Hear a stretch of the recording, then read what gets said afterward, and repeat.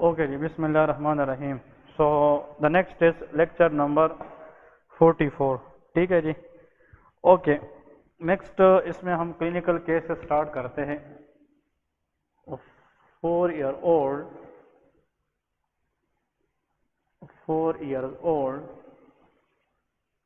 child brought by their parents to the clinic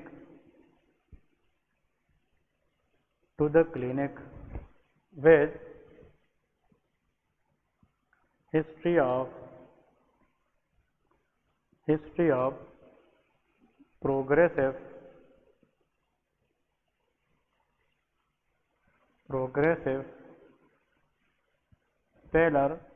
progressive pallor, mild jaundice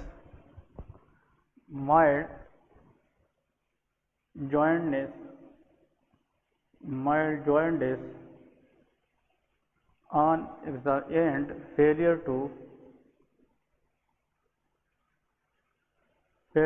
thrive. ठीक है। If a baby cannot gain weight according to the age, it is called failure to thrive. मतलब development सही नहीं होती है उसकी। On palpation, there is splenomegaly. On palpation, there is splenomegaly. Most likely diagnosis. ठीक है जी, मोस्ट लाइकली डायग्नोसिस। इसकी investigation भी कभी कभार देते हैं। सो HB decrease, MCV will be also decrease, MCV will decrease diagnosis. देखिए एज जो है ना सिर्फ 4 साल है। 4 year old चाइल्ड है। वो पेरेंट्स लेके आए हैं क्लिनिक में with the history of progressive pallor. ठीक है, प्रोग्रेसिव पेलर के साथ जॉइंटिस के साथ माइल्ड जॉइंटिस। तो जॉइंटिस के साथ आए हैं एक्टेरस और फेलियर टू थ्राइव। लेकिन जो बेस्ट पार्ट है इसके अंदर, इसमें स्प्लीनोमेगेली है। ठीक है, स्प्लीनोमेगेली, और इसकी HB भी कम है, MCV भी कम है। तो ये क्वेश्चन याद रखना है कि whenever there is microcytic hypochromic anaemia, decrease HB and decrease MCV, और साथ में जनाब स्प्लीनोमेगेली भी हो, तो that is a clear cut case of beta thalassaemia. ये थैलेसीमिया मेजर है, thalassaemia major.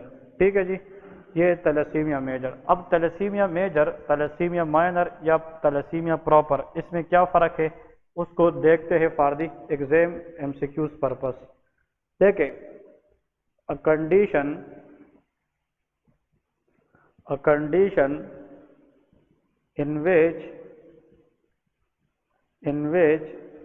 there is defective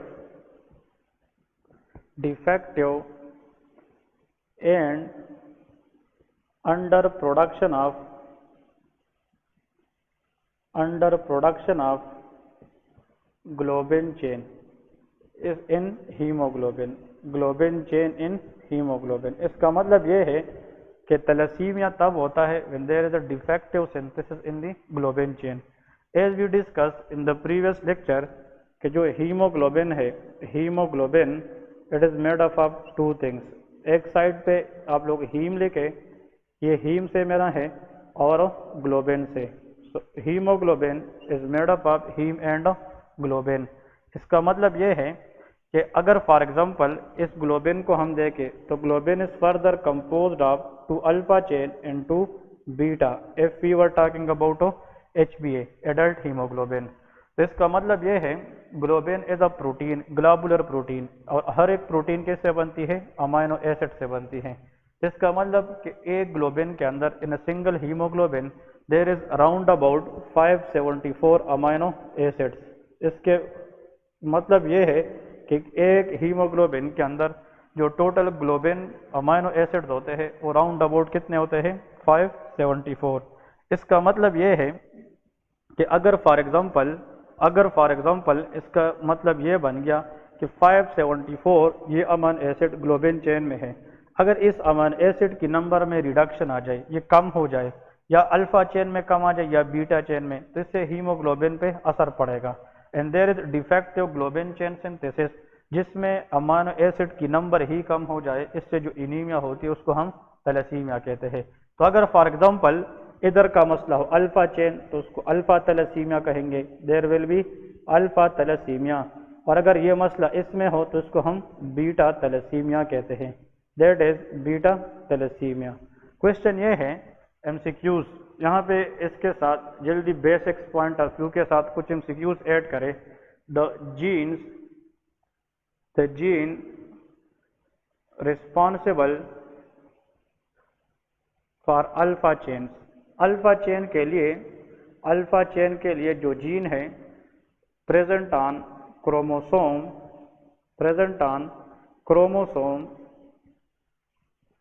chromosome dash, वो जीन बताए जो किस चेन को बनाने के लिए होते हैं, alpha chain of globin. Alpha chain के लिए जो जीन प्रेजेंट होते हैं दैट इज ऑन क्रोमोसोम 16, ठीक है। And they are totally how many gene, 4 in numbers. इसका मतलब ये है कि जो अल्फा थैलेसीमिया है, इसमें अगर हमने देखना है कि यार अल्फा चेन क्यों नहीं बनी है, तो उसमें हम जीन्स को देखते हैं। तो total genes for responsible of alpha chain in the globin they are totally 4 in number. और ये 4 जीन जो अल्फा चेन बनाती है, ये किस क्रोमोसोम पे है, ये 16 पे है। अगर इन 4 जीन में से they are totally 4 in number, gene की बात करो, अगर इन जीन में से एक भी मिस है तो अल्फा चेन सही तरीके से नहीं बनेगी। तो अगर एक जीन इसमें नहीं है तो उसको क्या कहेंगे, 1 जीन डिलीशन अल्फा थैलेसीमिया। अगर 2 नहीं है, 2 जीन डिलीशन अल्फा थैलेसीमिया। 3 नहीं है, 3 जीन। अगर 4 नहीं है, 4 जीन डिलीशन। कभी कभार यूट्रस में बच्चे के अंदर प्रीनेटल लाइफ में 4 जीन डिलीशन अल्फा थैलेसीमिया होता है। तो अगर for example if there is, ये एमसीक्यूज आता है, if there is 4 gene deletion alpha thalassaemia in children it will increase the risk of dash। अगर एक बच्चा है वो प्रीनेटल लाइफ में है, still inside the mother uterus, उसमें अगर 4 जीन डिलीशन थैलेसीमिया है, alpha thalassaemia, that is a very risky condition. It will increase the risk for hydrops fetalis, मतलब 4 जीन डिलीशन थैलेसीमिया के अंदर हाइड्रोप्स पेटेलस के chances बहुत ज़्यादा होते हैं। तो ये पॉइंट आप लोगों ने ज़रूर याद रखनी है, ठीक है जी। तो जब 4 जीन डिलीशन थैलेसीमिया हो जाए, इसका मतलब ये है बच्चे के अंदर देखे हमारे पास, और इसमें which abnormal, next MCQs, which abnormal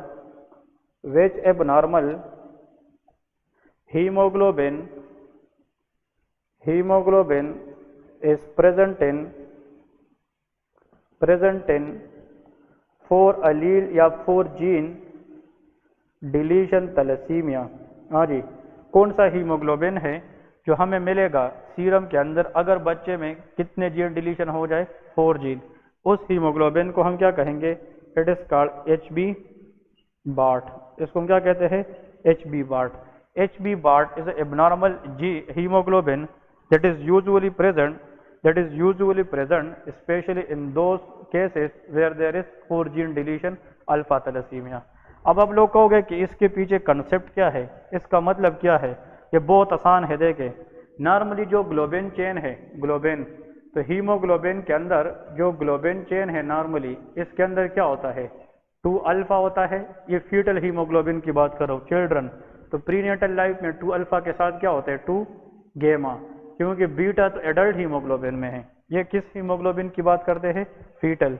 So in the fetal hemoglobin when there is 2 alpha chain so there must be 2 gamma chain। इसके अंदर 2 गामा होते हैं।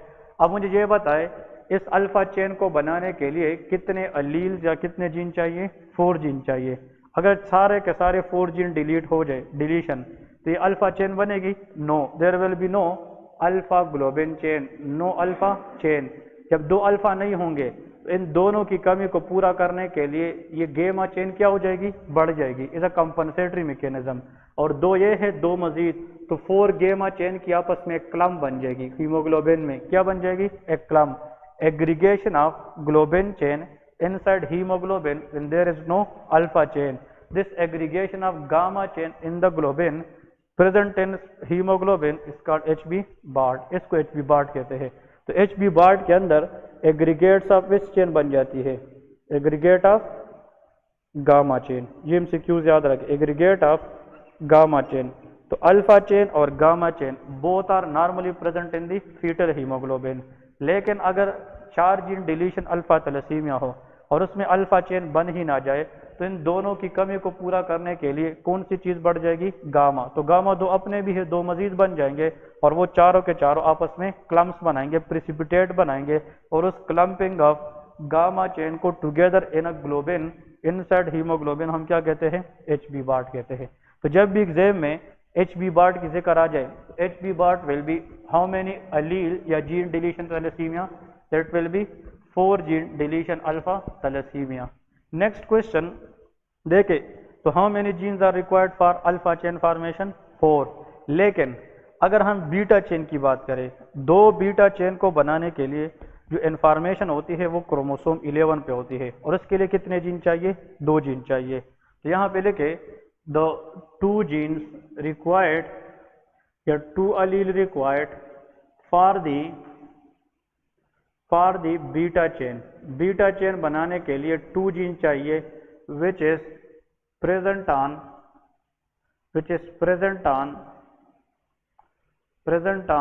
chromosome 11, ये 11 पे होते हैं। तो दो कॉन्सेप्ट्स बन गए। जो अल्फा चेन थी उसकी जो जीन है वो टोटल 4 होती है, वो किस क्रोमोसोम पे थी, वो 16 पे थी। लेकिन जो बीटा थैलेसीमिया है उसकी जो क्रोमोसोम है वो 11 है, और बीटा चेन को बनाने के लिए 2 जीन चाहिए। अगर for example if there is one gene deletion, अगर एक जीन नहीं आया फॉर बीटा, तो एक बीटा चेन नहीं बनेगा। तो एक जीन डिलीशन से कितने चेन उड़ जाएंगे, एक चेन, क्योंकि 2 बीटा है। तो 2 बीटा के लिए कितने जीन चाहिए, 2 जीन चाहिए। इनमें से अगर एक जीन डिलीट हुआ तो कितने चेन बनेंगे, एक चेन बनेगा। उसको हम थैलेसीमिया, बीटा थैलेसीमिया माइनर कहते हैं। That is called beta thalassaemia minor.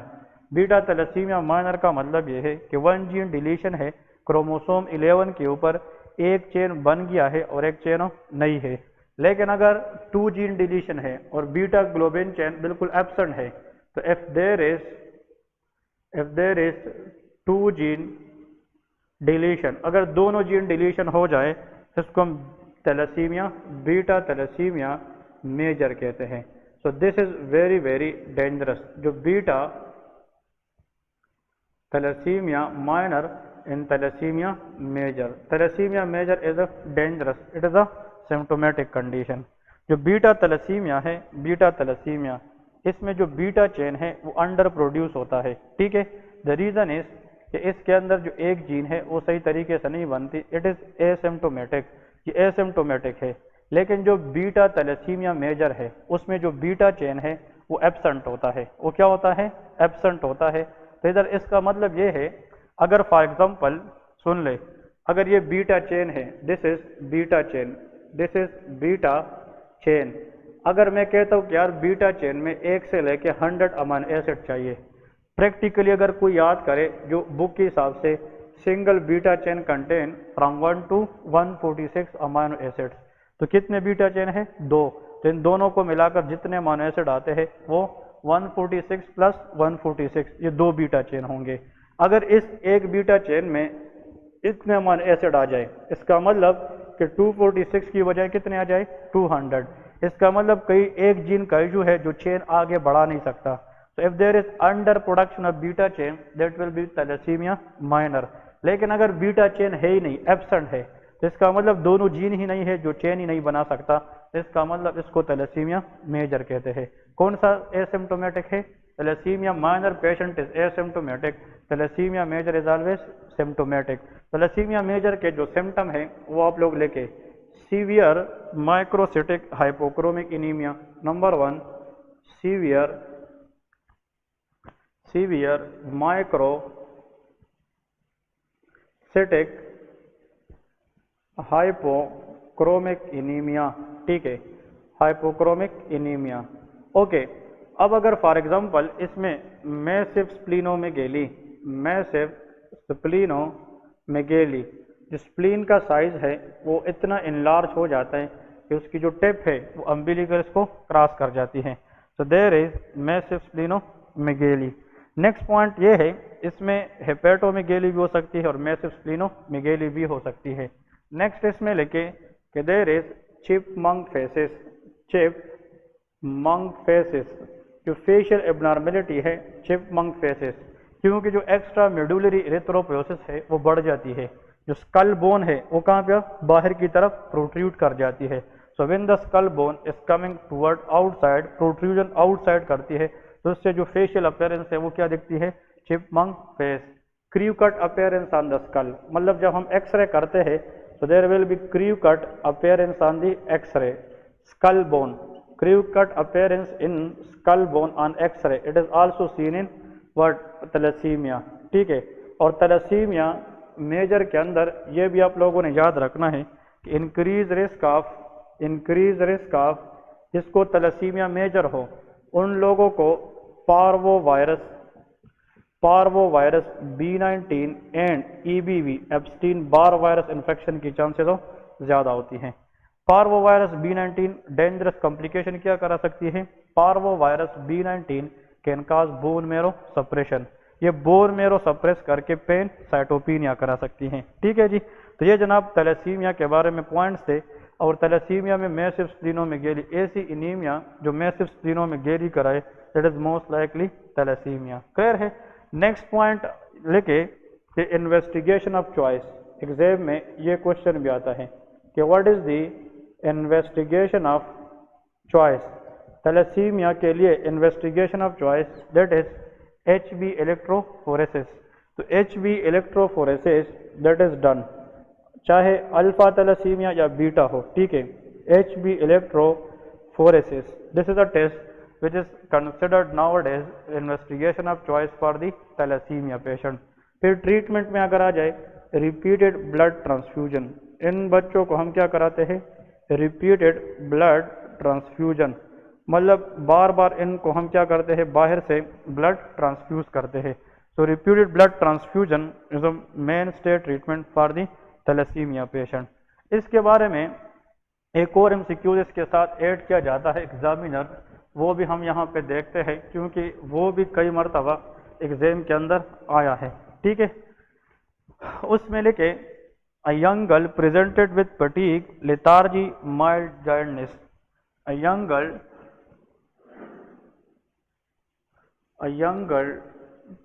Presented with fatigue, progressive pallor,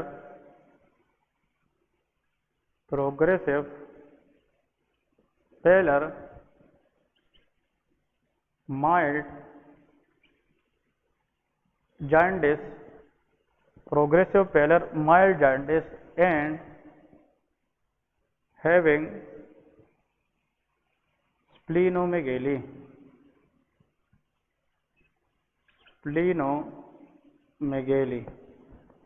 investigation shows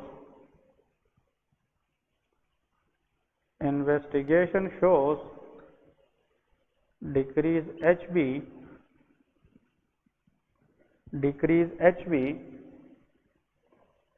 investigation shows decrease HB 4.5 या HB जनाब हमारे पास 6-7, लेकिन बहुत कम HB है, ठीक है।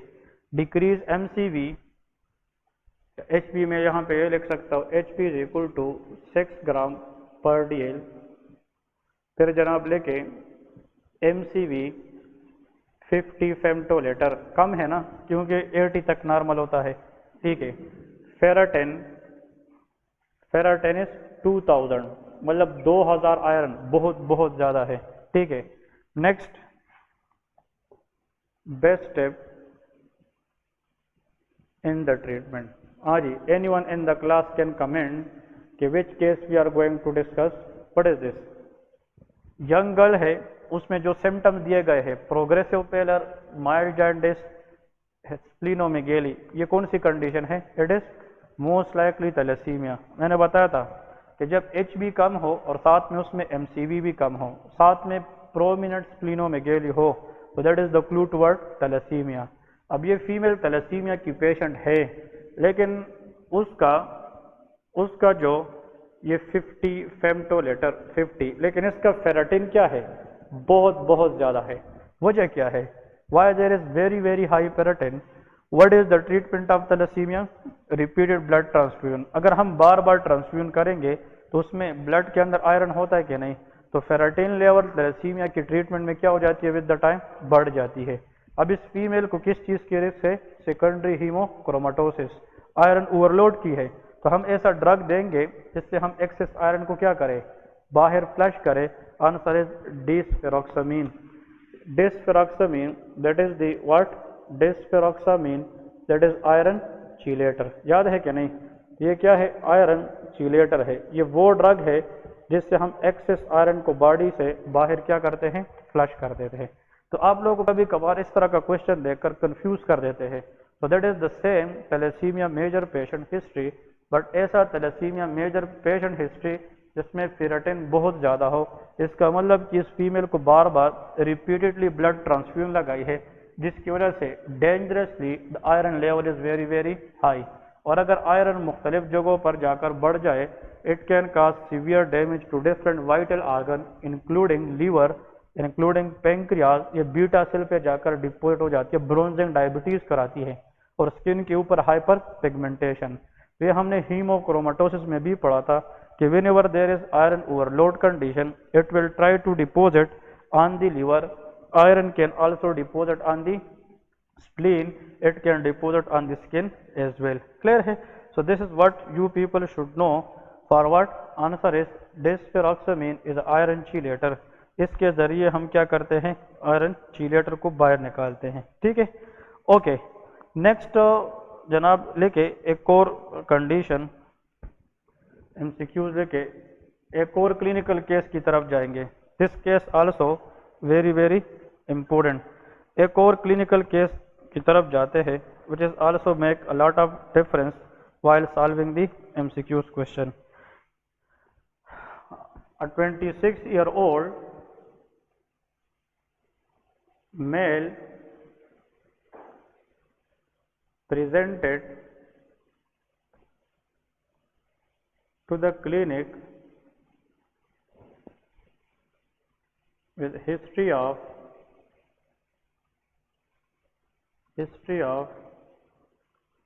progressive pallor, fatigue and malaise. Malaise means feeling not well. ठीक है, history of progressive pallor, fatigue and malaise. But last night he passed cola colored urine, and also he gives a history of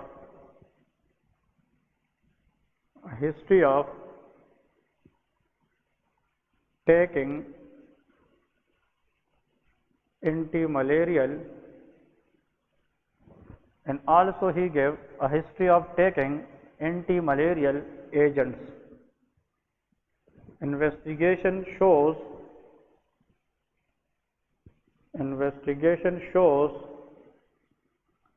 decrease heptoglobin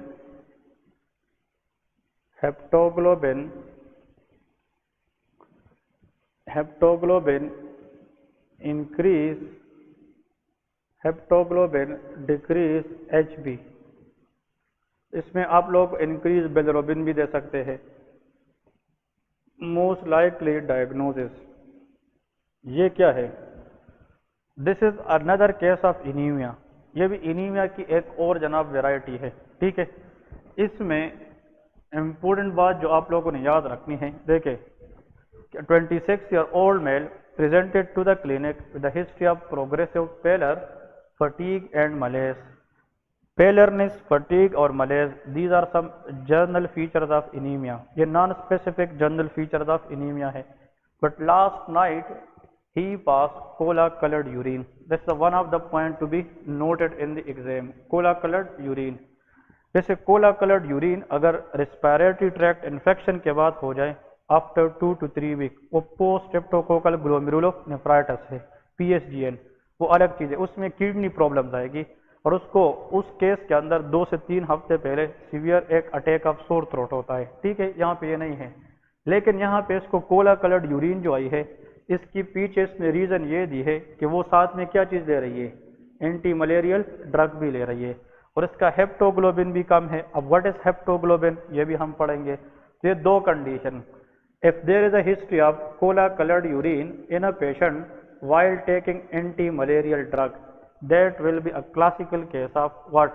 क्योंकि malarial drug के अंदर primaquine is a drug which can cause cola coloured urination, और primaquine can increase the risk of which anaemia, G6PD deficiency. तो यहाँ पे इसका जो main है what is called G6PD deficiency. तो G6PD that is glucose 6 phosphate dehydrogenase. यहाँ पे कुछ पॉइंट्स लिखता हूँ। ग्लूकोज इसका पूरा फॉर्म 6 फॉस्फेट डी हाइड्रोजिनेस, जिसको हम G6PD कहते हैं, is the enzyme which protect RBC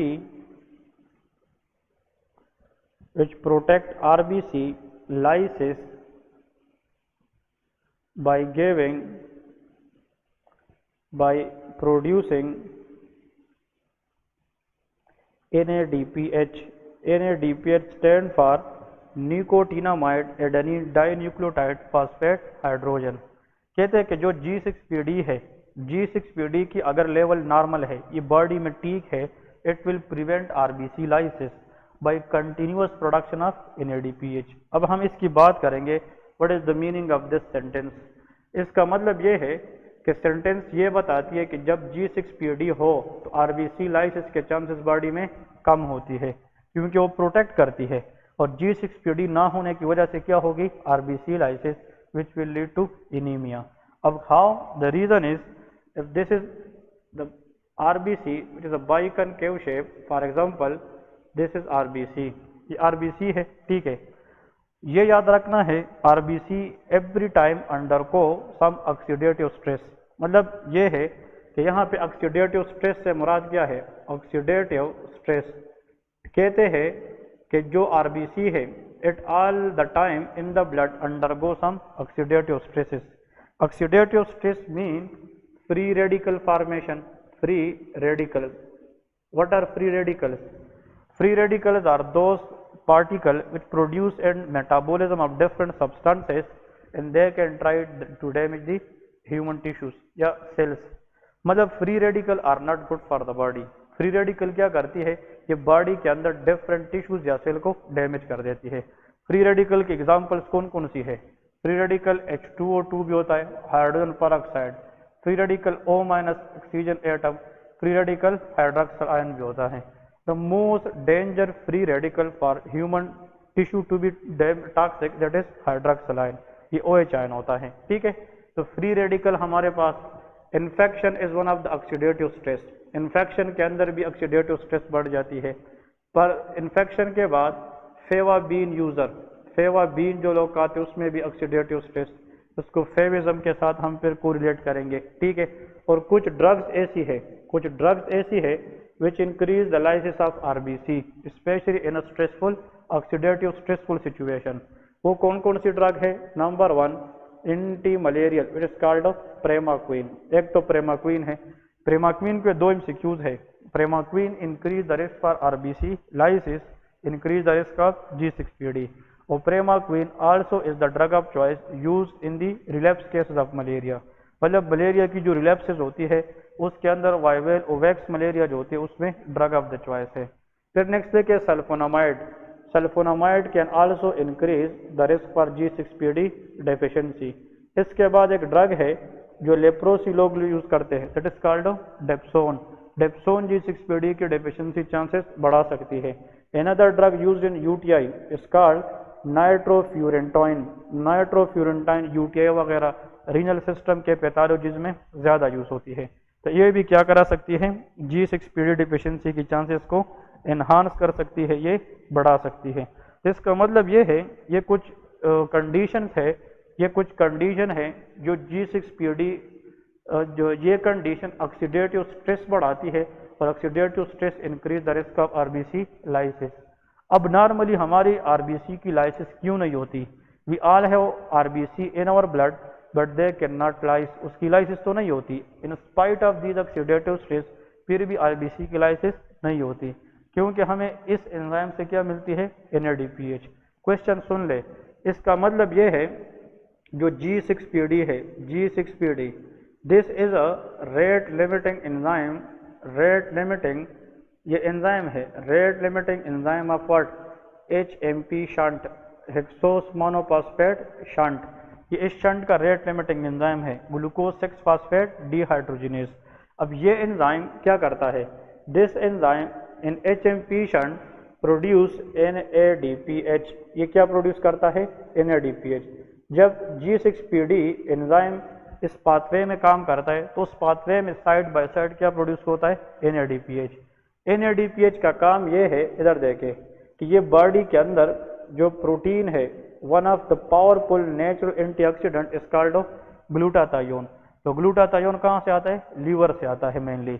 इसके दो फॉर्म है, one is oxidise form, oxidise, और एक ग्लूटाथायोन की क्या होती है, रिड्यूस फॉर्म होती है। मतलब ये इसकी बायोकेमिकल फॉर्म है, नाम याद रखने हैं। So glutathione can be converted into which form, from oxidise to reduce form. Glutathione is a antioxidant, powerful antioxidant है, लेकिन इसकी जो एक्टिव फॉर्म है वो रिड्यूस फॉर्म है। सो ग्लूटाथायोन इसकी जो एक्टिव फॉर्म है दैट इज रिड्यूस। तो इसको ऑक्सीडाइज फॉर्म में किस में कन्वर्ट करना, रिड्यूस फॉर्म में कन्वर्ट करना। This is the function of NADPH। NADPH is a substance produced in HMP pathway due to the activity of G6PD, and this NADPH will oxidize this glutathione into the reduced form। ये reduced form, तो जब ये reduced form में आएगी so this glutathione will go and they will act against what, oxidative stress। जब ये oxidative stress के खिलाफ जाकर काम करेगी तो RBC लाइसिस की चांसेस तो कम हो जाती है। क्लियर है? दिस इज हाउ, अगर कोई आप लोगों को ये पूछे कि भाई ऑक्सीडेटिव स्ट्रेस होने के बावजूद भी आरबीसी की लाइसिस क्यों नहीं होती, क्योंकि इसके खिलाफ कौन सी चीज़ फाइट करती है, रिड्यूस ग्लूटाथायोन। लेकिन इस ग्लूटाथायोन को रिड्यूस फॉर्म में रखने के लिए कंटिन्यूस किस चीज़ की जरूरत होती है, NADPH। और NADPH ये हमें कहाँ से आता है, HMP शंट के अंदर किसकी एक्टिविटी से, G6PD। क्लियर है? अब क्वेश्चन ये है कि अगर फॉर एग्जाम्पल एक बंदा है उसमें G6PD की डेफिशिएंसी हो जाए, देयर इज डिक्रीज G6PD, मतलब G6PD कम हो जाए, डेफिशिएंट हो जाए, तो NADPH पैदा होगा, नहीं होगा। जब ये पैदा नहीं होगा तो ग्लूटाथायोन की कौन सी लेवल बढ़ जाएगी, ऑक्सीडाइज फॉर्म, और रिड्यूस फॉर्म क्या हो जाएगी, कम। जब ये रिड्यूस फॉर्म कम होगा, एक्टिव फॉर्म नहीं होगा, तो what will happen to oxidative stress, oxidative stress बढ़ जाएगी और ये आरबीसी की क्या करेगी, लाइसिस करेगी। अब सुन ले, जब आरबीसी की लाइसिस होगी तो उससे ब्लड में क्या चीज निकलेगी बाहर, हीमोग्लोबिन। हीमोग्लोबिन ब्लड के अंदर क्या हो जाएगा, बढ़ जाएगा, दैट इज कॉल्ड हीमोग्लोबिनीमिया। अब haemoglobin in the blood is toxic, इसको हम फ्री रख नहीं सकते, तो अल्लाह ने यहाँ पे कुछ ग्लाइकोप्रोटीन रखे हैं, ये इस हीमोग्लोबिन को अटैच कर देता है। अब ये प्रोटीन कहाँ पे होता है, ये पहले से ब्लड में होता है। Protein already previously present in the blood, that is called haptoglobin. इसको हम क्या कहते हैं, हेप्टोग्लोबिन कहते हैं। तो हेप्टोग्लोबिन का काम क्या है, इट बाइंड टू हीमोग्लोबिन। ये बार बार MCQ आता है, when there is haemolysis, when there is lysis of what, when there is lysis of when there is lysis of RBC inside the vessel, so whatever the hemoglobin is coming out of RBC, it will be picked up by what? Answer is haptoglobin. ये haptoglobin में चली जाएगी तो free haptoglobin level क्या हो जाएगी? वो decrease हो जाती है, क्योंकि हेप्टोग्लोबिन तो बाइंड करती जाएगी तो फ्री हेप्टोग्लोबिन क्या हो जाएगी? डिक्रीज हो जाएगी। अब यहाँ पे देखें, अगर इस आरबीसी की लाइसिस इधर हो जाए तो इसको एक्स्ट्रावास्कुलर लाइसिस कहते हैं कि इंट्रा एक्स्ट्रावास्कुलर, ये क्या है? इंट्रावास्कुलर। तो G6PD is a classical example of intravascular haemolysis, ठीक है। और इंट्रावास्कुलर हेमोलाइसिस की डायग्नोस्टिक फीचर क्या है कि उसमें फ्री हेप्टोग्लोबिन कम हो जाती है, क्योंकि haptoglobin is inside the blood vessel, ये तो ब्लड में है। अगर टिश्यू स्पेस बाहर लाइसिस हो रही है तो उसमें हेप्टोग्लोबिन का कोई रोल नहीं है। तो ऐसा हेमोलाइसिस जिसमें हेप्टोग्लोबिन कम हो जाए तो हेमोलाइसिस क्या होगी? इंट्रावास्कुलर होगी। तो हेप्टोग्लोबिन लेवल कम हो जाएगा और the patient will develop G6PD। तो देखें, इस NADPH का बहुत रोल है और ये तब आता है जब कौन सा एंजाइम काम करे? G6PD। That is how G6PD can prevent the lysis of RBC। Next point ये याद रखें, द मोस्ट कॉमन, ये कंसेप्ट समझ गए ना पैथोजेनेसिस। इसका नेक्स्ट पॉइंट आप लोगों ने ये याद रखना है। तो देखिए, patient was using sulfonamide, develop cola coloured urine, answer will be G6PD। Patient develop cola coloured urine by using dapsone, G6PD। ये जितने ट्रिगरिंग इफेक्ट बताए हैं इसके साथ cola coloured urine plus decrease haptoglobin level. या एक MCQs ये भी आया है पार्ट 1 के अंदर, what will happen to the level of free haptoglobin in G6PD? Answer is decrease, वो डिक्रीज हो जाती है। नेक्स्ट क्वेश्चन लेके कि the most common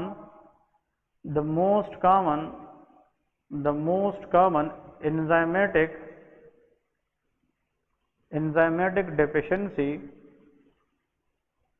world wide, पूरी दुनिया में worldwide enzymatic deficiency, enzymatic की बात करो, there are lot of enzymatic deficiencies in the body. पूरी दुनिया में most common enzymatic deficiency that is G6PD deficiency, ठीक है। That is called G6PD deficiency. ये मोस्ट कॉमन एंजाइमेटिक डेफिशिएंसी है पूरी दुनिया में, वर्ल्ड वाइड। और नेक्स्ट पॉइंट आप लोगों ने ये लिखना है कि G6PD इट इज व्हाट, अगर इसकी फॉर एग्जाम्पल ये जेनेटिक नेचर पूछे, it is x link recessive disorder. ये क्या है? एक्स लिंक रिसेसिव है। तो G6PD is x link recessive disorder, x link recessive. तो एक्स लिंक रिसेसिव डिसऑर्डर, जितने भी डिसऑर्डर एक्स लिंक है, ये मेल में ज्यादा होता है कि फीमेल में? ये मेल में। तो usually affect male. G6PD it usually affect male, ये मेल के अंदर बहुत ज्यादा कॉमन है, ठीक है। नेक्स्ट पॉइंट इसमें आप लोगों ने याद रखना, इन्वेस्टिगेशन की तरफ जब हम जाए, इन्वेस्टिगेशन कि भाई what we will see in the investigation. Investigation में हमें दो तरह के सेल मिलते हैं। नंबर 1 इज हेन्स बॉडीज, नाम सुना है ना, बहुत इंपॉर्टेंट है हेन्स बॉडीज। और एक साइड पे लेके bite cells, Heinz bodies and bite cell, ये बहुत इंपॉर्टेंट है। हेन्स बॉडीज और बाइट सेल ये भी MCQs में आते हैं और इससे भी जनाब आप लोगों को बहुत इंपॉर्टेंटली MCQs आएंगे। तो जब भी हेन्स बॉडीज या बाइट सेल्स आ जाए, so that will be what, answer is G6PD deficiency. अब क्वेश्चन ये है कि जब हीमोग्लोबिन, देखिए दिस इज हीमोग्लोबिन, इसके अंदर जो हीमोग्लोबिन है आरबीसी के अंदर, इट इज अरेंज स्केटर्डली या वाइड स्प्रेड अरेंज हुए हैं। मतलब आरबीसी के अंदर जो हीमोग्लोबिन की अरेंजमेंट है वो क्या होती है? ये वाइड स्प्रेड होती है। अगर इस आरबीसी के ऊपर ऑक्सीडेटिव स्ट्रेस बढ़ जाए, ऑक्सीडेटिव स्ट्रेस, तो ऑक्सीडेटिव स्ट्रेस बढ़ने की वजह से इसके अंदर चेंज आएगी क्या? नहीं। और वो चेंज ये होगी, देखें रिजल्टेंट, कि जो हीमोग्लोबिन थे इस आरबीसी के अंदर जो किस फॉर्म में थे? स्प्रेड फॉर्म में थे, स्केटर्ड फॉर्म में थे, वो एक जगह पे क्या हो जाएगी? इकट्ठी हो जाएगी। तो this is a denatured haemoglobin which clumps together at one side in RBC due to oxidative stress. This is called Henne's bodies. तो Henne's bodies की definition में लेके कि that is Henne's bodies is a denatured hemoglobin precipitate within RBC. Denatured haemoglobin precipitate या clump precipitate within RBC due to oxidative stress, that is called Hens bodies। तो hence bodies किसका मसला है, RBC का कि हीमोग्लोबिन का? HB का मसला है, डीनेचर्ड हीमोग्लोबिन। अब इधर देखें, ये जो हेन्स बॉडीज बन जाती है, मतलब हेन्स बॉडीज, अब ये हीमोग्लोबिन के अंदर जो अरेंजमेंट है हीमोग्लोबिन की आरबीसी में, हेन्स बॉडीज, ये नॉर्मल है कि एबनॉर्मल है? ये एबनॉर्मल है। वैसे हीमोग्लोबिन हमारे पास स्कैटर्डली अरेंज होते हैं, वाइड स्प्रेड। जब ये सारे हीमोग्लोबिन आरबीसी के अंदर किस शक्ल में आ जाए, क्लम्प की शक्ल में आ जाए, एक इकट्ठे शक्ल में आ जाए, तो फिर ये जब कहाँ से गुजरेंगे, स्प्लीन की मैक्रोफेज से, तो स्प्लीन इसको as a foreign antigen recognise करेगी कि नहीं? स्प्लीन इसको as a foreign antigen recognise करेगी कि भाई इसने कोई एंटीजन लाया है। तो इधर देखे, स्प्लीन इस साइड पर इसको काटेगी कि नहीं? जब इस साइड पर इसको ये काटेगी तो फिर इस सेल को हम क्या कहते हैं, बाइट सेल कहते हैं। तो बाइट सेल की डेफिनेशन में लिखे, it is result from phagocytic removal of Heinz bodies by splenic macrophages. तो पेगोसाइटिक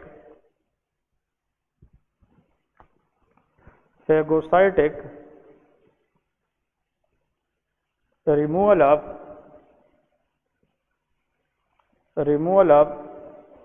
Hens bodies by splenic macrophages, that is called a white cell। तो देखे क्वेश्चन क्या बना कि जो हेन्स बॉडीज है, हेन्स बॉडीज ये क्या है, ये एचबी की प्रेसिपिटेशन है, हीमोग्लोबिन की एबनॉर्मल प्रेसिपिटेशन है, डीनेचर्ड हीमोग्लोबिन की बात है। लेकिन जो बाइट सेल है ये फेगोसाइटिक रिमूवल है, किस चीज़ की, हेन्स बॉडीज। तो जब मैं आप लोगों को आखिर में बहुत आसान करा देता हूँ, देखे इसका मतलब जब आरबीसी पे ऑक्सीडेटिव स्ट्रेस बढ़ जाती है तो उन ऑक्सीडेटिव स्ट्रेसेस की वजह से आरबीसी के अंदर जो हीमोग्लोबिन है वो डीनेचर्ड होकर एक दूसरे के साथ क्या बनाती है, क्लम्प बना देती है। उस डीनेचर्ड फॉर्म ऑफ हीमोग्लोबिन को विद इन द आरबीसी हम क्या कहते हैं, हेन्स बॉडीज। लेकिन जब ये Heinz bodies within the RBC जो डीनेचर्ड हीमोग्लोबिन है ये स्प्लीनिक मैक्रोफेज का सामना करती है इन द स्प्लीन, तो उसको एज अ फॉरेन मटेरियल या एंटीजन रिकॉग्नाइज करती है। तो फिर जो स्प्लीनिक मैक्रोफेज है वो क्या करती है, वो इस हेन्स बॉडी को रिमूव कर देती है और phagocytic removal of Heinz body by the splenic macrophages from the RBC that will be known as a bite cell. तो अगर देखे एंटी मलेरियल ड्रग कोई ले रहा था, डेप्सोन कोई ले रहा है, सल्फोनामाइड को ले रहे, ठीक है ना, और एंटी ट्यूबरकुलर ड्रग कोई ले रहे, आइसोनियाजिड के साथ भी हो सकती है G6PD। याद रखने, isoniazid is also one of the drug which can cause G6PD। In drugs के साथ या फ्री रेडिकल फॉर्मेशन के साथ अगर इन हिस्ट्री में किसी भी पेशेंट को फॉर एग्जांपल क्या हो जाए, कोला कलर्ड यूरिन आ जाए, तो that will most likely the case of G6PD। ठीक है, इसलिए G6PD पेशेंट में हम वो ड्रग्स जो क्या करते हैं, अवॉइड कर देते हैं, हम वो ड्रग प्रिस्क्राइब नहीं कर लेते। दूसरी बात यह है कि इसकी जो डायग्नोस्टिक इन्वेस्टिगेशन है उसमें हेन्स बॉडीज है और बाइट सेल है। एक्स लिंक रिसेसिव है, मेल के अंदर बहुत कॉमन है और ये सबसे मोस्ट कॉमन एंजाइमेटिक डेफिशिएंसी है। ठीक है, तो ये आज के लिए याद रखें, कल से इंशाल्लाह हम नॉर्मोसिटिक और मेगालोब्लास्टिक एनीमिया के ऊपर डिटेल डिस्कशन करेंगे इंशाल्लाह।